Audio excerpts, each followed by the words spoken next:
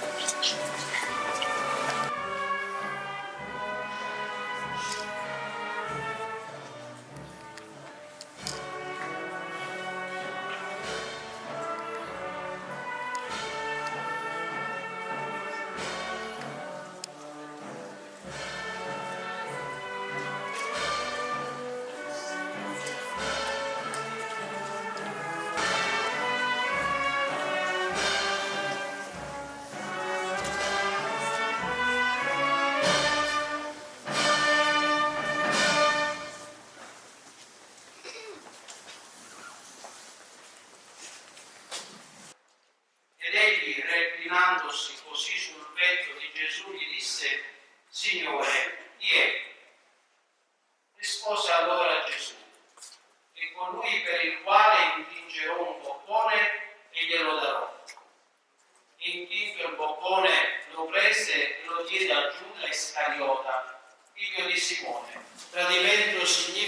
senza tradire la fiducia. Signore, per tutti i nostri gesti falsi, salvaci, Signore.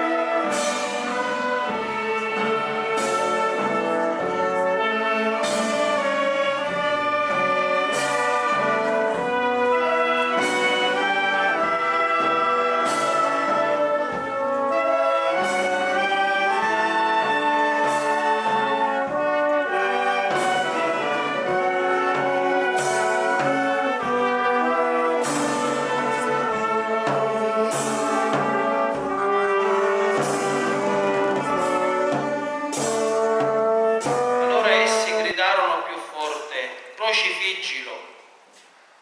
E Pilato, volendo dare soddisfazione alla moltitudine, rilasciò loro Barabba. I sommi sacerdoti convincono con chissà quali motivazioni a rilasciare Barabba. La scelta di liberare un violento e di condannare il giusto. Quante volte anche noi liberiamo la violenza che c'è dentro di noi a scapito di ciò che è giusto, per quando scegliamo la strada della violenza e dell'arroganza. Salvaci, Signore. Per quando proviamo soddisfazione nel vedere gli altri in difficoltà. Salvaci, Signore. Per quando siamo aggressivi e poco comprensivi nei confronti del prossimo.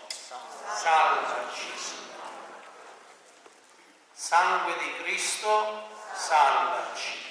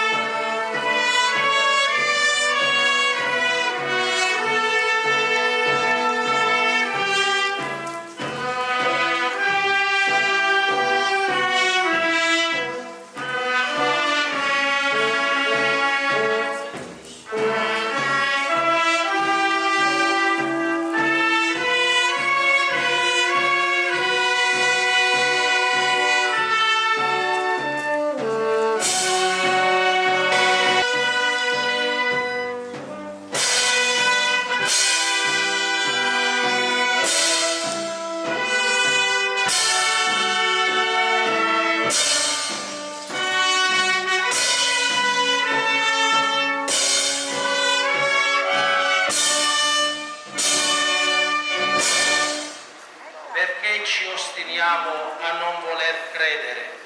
Per tutte le volte che non riconosciamo i segni dell'amore, salvaci, Signore.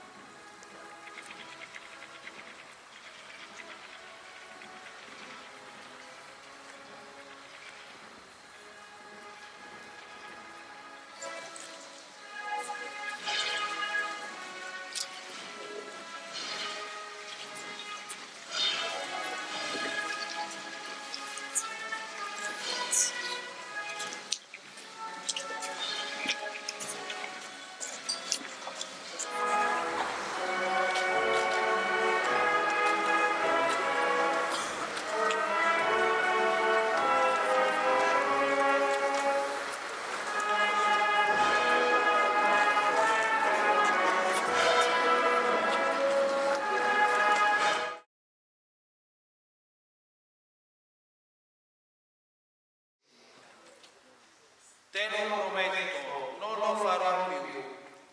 Ti prometto che cambierò. Lui sì che non ci rinnega. Lui sì che muore per noi, per me.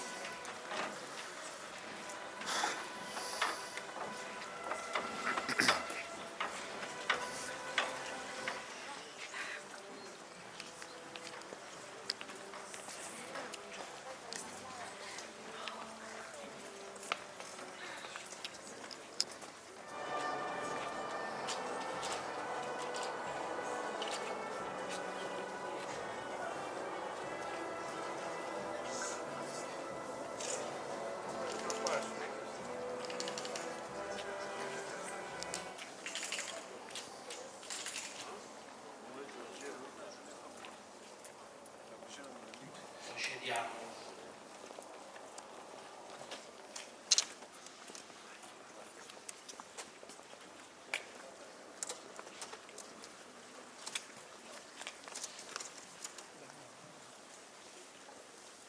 Al mattino i sommi sacerdoti con gli anziani, gli scribi e tutto il Sinedei, ed egli rispose: tu lo dici. I sommi sacerdoti frattanto gli muovevano molte accuse.